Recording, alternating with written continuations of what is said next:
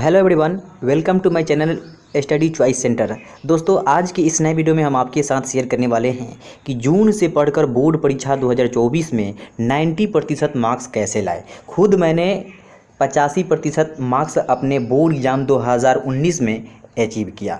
तो ठीक इसी प्रकार की रणनीति बताने वाला हूं। जैसे कि आपको पता है कि इस बार जो आपका बोर्ड परीक्षा होने वाला है वो काफ़ी डिफ़िकल्ट होगा, क्योंकि अब 100% ऑब्जेक्टिव नहीं रहने वाला है। तो आखिर मैंने किस प्रकार तैयारी किया था, आप किस प्रकार तैयारी करेंगे कि आप बेहतर से बेहतर रिजल्ट ला पाएंगे 2024 के बोर्ड परीक्षा में। देखिए, बोर्ड परीक्षा में 90% लाना बड़ी बात नहीं है, लेकिन हर किसी का नहीं आता है। कारण क्या है कि हर स्टूडेंट एवरेज स्टूडेंट और एडवांस स्टूडेंट की तुलना में मेहनत कम करते हैं, क्योंकि पढ़ते तो सब है, सबके पास सेम सिलेबस है, सेम जो है पढ़ाया जाता है, सेम टॉपिक है, लेकिन आता जो है गिना चुना स्टूडेंट का जाता है। तो आखिर क्या खास करते हैं वही इस वीडियो में देखने वाले हैं। ऐसा आप कर देते हैं तो आने वाले बोर्ड एग्जाम 2024 में आप जरूर 450 प्लस की आंकड़ा को छू पाएंगे, मुझे आशा है। तो वीडियो को आप लोग शुरू से लेकर अंत तक देखने का प्रयास कीजिएगा, और यदि आप हमारे चैनल पर पहली बार विजिट कर रहे हैं तो चैनल को सब्सक्राइब कर बेल आइकन को जरूर ऑन कर लीजिएगा,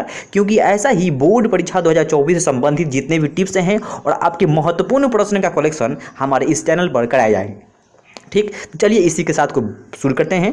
तो हमारा टॉपिक है आज का कि बोर्ड परीक्षा 2024 में जून से पढ़कर 95% कैसे लाएं। देखिए, 95% अपने आप में एक बहुत बड़ा नंबर है। ठीक है, कहते हैं कि सपने वे नहीं होते जो रातों में आया करते हैं, सपने तो वे हैं जो हमको सोने ना दे। तो एक अपना गोल सेट कर लिए हैं कि हमें बोर्ड परीक्षा में 95% अंक लाना है। तो आखिर भाई 95% अंक क्यों लाना है, क्या करना है कि 95% अंक आएगा?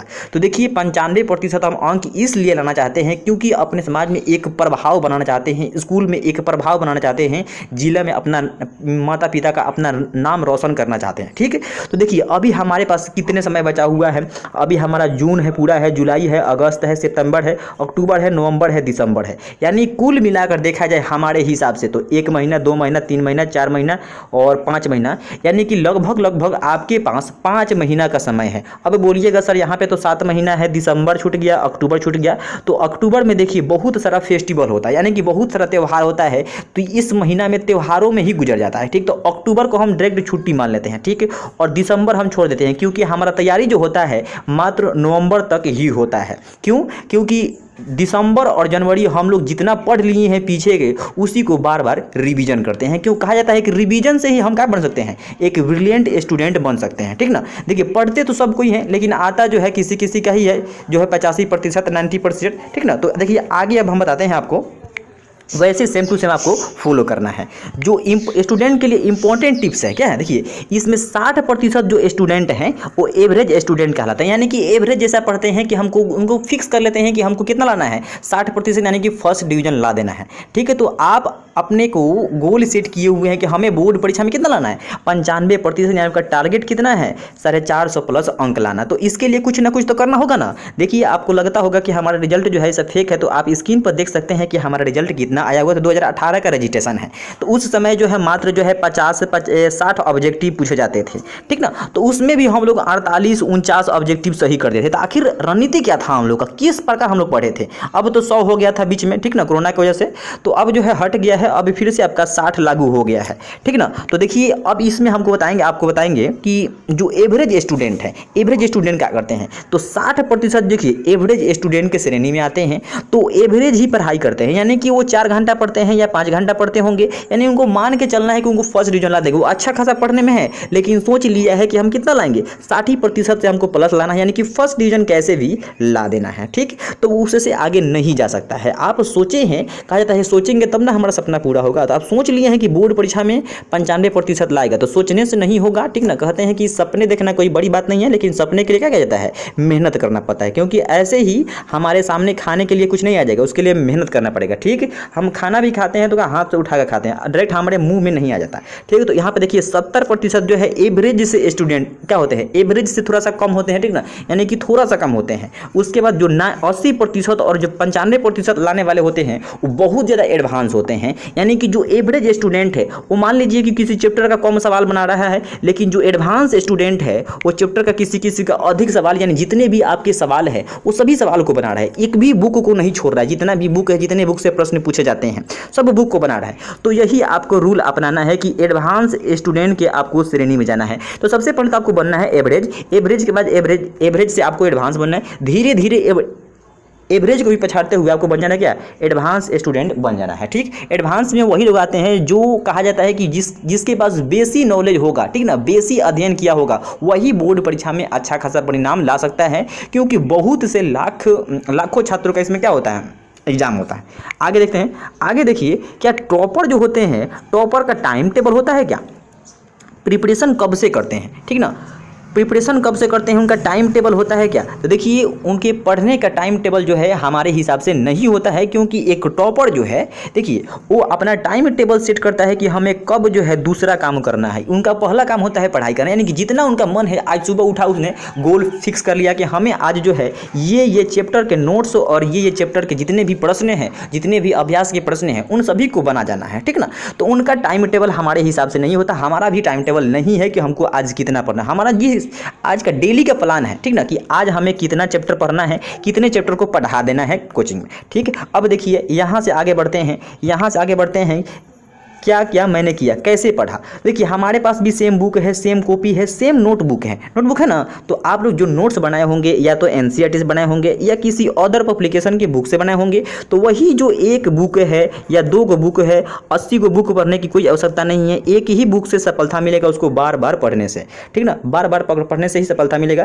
देखिए आगे है कि कुछ सामान्य गलती ना करें। सामान्य गलती आपको क्या करना है, नहीं करना। यहाँ बाद में बताएंगे क्योंकि मेन फंडा यही है, आप लोग वीडियो में बने रहिए, ठीक ना। कुछ सामान्य गलती ना करें। सामान्य गलती क्या है कि कुछ सामान्य गलती ना करें। कमजोर छात्राएं सब्जेक्ट छोड़ कर पढ़ते हैं। जैसे कि मान लीजिए कि बहुत से स्टूडेंट का मैथमेटिक्स क्या होता है, कमज़ोर होता है, ठीक ना। उनको साइंस पढ़ना अच्छा लगता है, हिंदी पढ़ना अच्छा लगता है, सोशल साइंस पढ़ना कठिन लगता है, क्योंकि उसमें चार बुक हैं, ठीक ना, 4 बुक है, इसीलिए बहुत सारे स्टूडेंट छोड़ देते हैं। तो अगर आपका सपना है कि मैं बोर्ड परीक्षा में 400+ नंबर लाना चाहता हूँ, तो आप विषय को छोड़ कर पढ़िएगा, तो कभी भी आपके बोर्ड परीक्षा में 400+ नंबर नहीं आएंगे। देखिए 400+ अपने आप में एक बड़ा अंक है।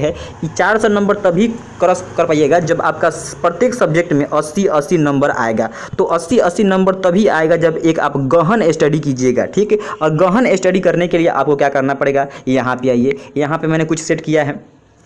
सेट योर गोल कि आपको कितना प्रतिशत लाना होगा, 70%, 80%, 90%, 95%। तो मैंने आपको सेट कर लिया कि हमें 90% लाना है, ठीक है। रोज का टाइम टेबल बनाना है। मॉर्निंग में उठते ही सेट करना है कि हमें आज ये साइंस का पहला चैप्टर पढ़ जाना है और मैथ में दूसरा चैप्टर को हमको रिवीजन कर जाना है, और हिंदी में शाम में ये पढ़ना है, ये वाला चैप्टर का ही ऑब्जेक्टिव लिखना है। पूरा उसको बार बार डेली का ये सेट होना चाहिए कि आज हमें इतना करना है। अगर आज का सेट किया हुआ गोल आपका कंप्लीट हो जाता है तो उससे अधिक बना, यानी कि आज मान लीजिए आप 5 घंटा का सेट कर लिया, आप 5 घंटा पढ़ लिए, ठीक ना। तो हो सकता है कि अगले दिन आपको और मजा आए पढ़ने में, तो आप 6 घंटा कर सकते हैं या 7 घंटा का भी बना सकते हैं, ठीक। आगे यहाँ पे कुछ छूट गया है कि सिलेबस। अब देखिए सिलेबस नॉलेज, यानी कि आपको सिलेबस का नॉलेज होना चाहिए कि हमें पढ़ना क्या क्या है, क्या क्या नहीं पढ़ना है, ठीक ना। तो देखिए आज के युग में एक स्टूडेंट की तुलना में दूसरे स्टूडेंट जो होते हैं सोचते हैं कि मैं इन स्टूडेंट से अधिक जो है अंक प्राप्त करूंगा।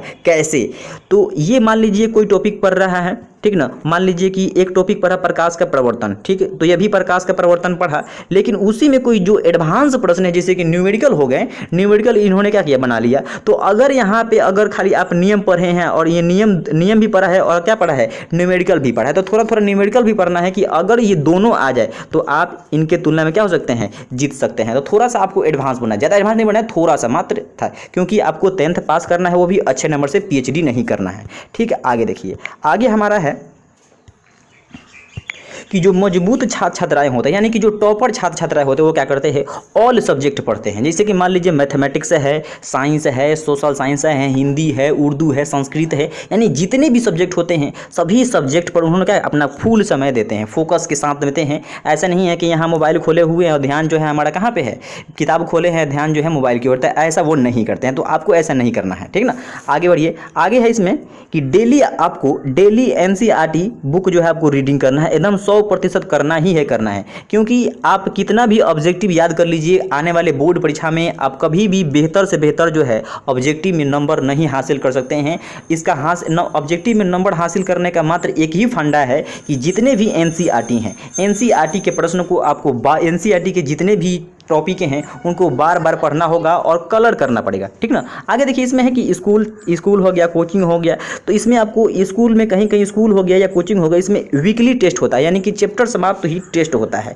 तो इसमें आपको ज्वाइन करना है क्या, टेस्ट सीरीज, जाके टेस्ट देना है कि हमने जो पढ़ा है उसमें कितना प्रतिशत हम इसमें ला पा रहे हैं। तो जरूर जो है किसी कोचिंग में या किसी स्कूल में जाकर, जिस स्कूल में पढ़ते होंगे, अगर उसमें टेस्ट सीरीज चल रहा है तो आप टेस्ट जरूर ज्वाइन करें। इससे पता चलेगा कि आप में अभी क्या कमी है और कितना अभी पढ़ने की ज़रूरत है। और एक नंबर ये है कि सबसे महत्वपूर्ण बात कि नो शॉर्ट्स वीडियो, आपको शॉर्ट्स वीडियो चलाना ही नहीं है। कहा जाता है कि जब मोबाइल पर अंगुलियां घिसेगी ना, तब बोर्ड परीक्षा में कभी भी बेहतर से बेहतर अंक नहीं आने वाले हैं। तो यही था आज का फंडा। इसके अलावा मैं अपने से कुछ और पॉइंट जोड़ना चाहूँगा कि ठीक ना, कि कितना घंटा एक जो है सामान्य स्टूडेंट को पढ़ना चाहिए बोर्ड परीक्षा में बेहतर अंक लाने के लिए। तो देखिए, मेरे हिसाब से 8 घंटा अगर आप डेली पढ़ते हैं जून से, ठीक ना, तो काफ़ी है इनके लिए, इनफ टाइम है 8 घंटा। और 8 घंटा आपको सोचना है, ठीक ना, जो पढ़े हैं उसको सोचना है, ना कि 8 घंटा पढ़ लिए, 8 घंटा मोबाइल चला लिया, 8 घंटा सो लिए। इसके अलावा भी जैसे कि मान लीजिए आप रास्ते में जा रहे हैं मार्केट, तो मार्केट में जा रहे हैं तो सोचना है कि मैंने आज क्या पढ़ा है। जब तक आप सोचेंगे नहीं तब तक जो है पढ़ा हुआ याद आपको नहीं होगा।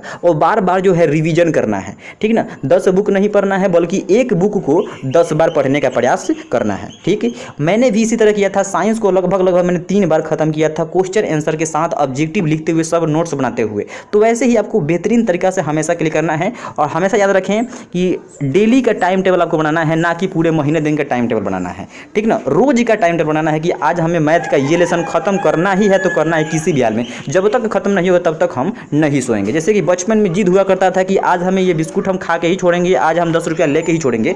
तो अब बड़े हो गए हैं, तो बड़े हो गए हैं तो अब आपको जिद होना चाहिए कि आज मैं ये लेसन को खत्म करके ही छोड़ूंगा, चाहे इसके लिए जो कीमत चुकानी पड़े, ठीक। तो ये होना चाहिए, जिद होना चाहिए। जिद होगा तभी जो है आप टॉपर के श्रेणी में जा सकते हैं, अन्यथा तो आप भीड़ का हिस्सा बन ही सकते हैं। तो यहाँ पे देखिए कुछ बात छूट गया है। सिलेबस आपको एकदम बहुत तरीका से गहन कर लेना है कि क्या क्या पढ़ना है, क्या क्या नहीं पढ़ना है। चैप्टर भाई आपको नोट्स भी बना लेना है, ठीक ना। चैप्टर भाई आपको नोट्स बना लेना है कि कौन चैप्टर आपका महत्वपूर्ण है और कौन चैप्टर जो है आपका उतना महत्वपूर्ण है। वैसे एनसीईआरटी के जितने भी चैप्टर हैं सभी के सभी महत्वपूर्ण हैं और आपका वही सिलेबस है, ठीक है। सिलेबस करने की कोई जरूरत नहीं है। और इंपॉर्टेंट टॉपिक, जो भी इंपॉर्टेंट टॉपिक है, ठीक ना, जैसे कि मैंने आपको बुक में यहाँ पे दिखा रहा हूँ, मैंने रासायनिक अभिक्रिया को जितने भी प्रीवियस में प्रश्न पूछा गया है, ठीक ना, जितने भी प्रीवियस में प्रश्न पूछा गया इनको सबको इंक्लूड किया हूँ, इस पर लिखा हूँ। वैसे ही आपको लिख कर पढ़ना है, ठीक है। तो यही था आज का कुल फंडा। मुझे आशा है कि आपको पसंद आया होगा। अगर पसंद आया है तो फटाफट लाइक कर दीजिए और सब्सक्राइब जरूर कीजिएगा, क्योंकि सब्सक्राइब करने से थोड़ी सी मोटिवेशन मिलती है। और ऐसा ही आपकी बोर्ड परीक्षा में बेहतर अंक दिलाने के लिए मैं तत्पर आपके लिए प्रयास करता रहूँगा। Thank you so much.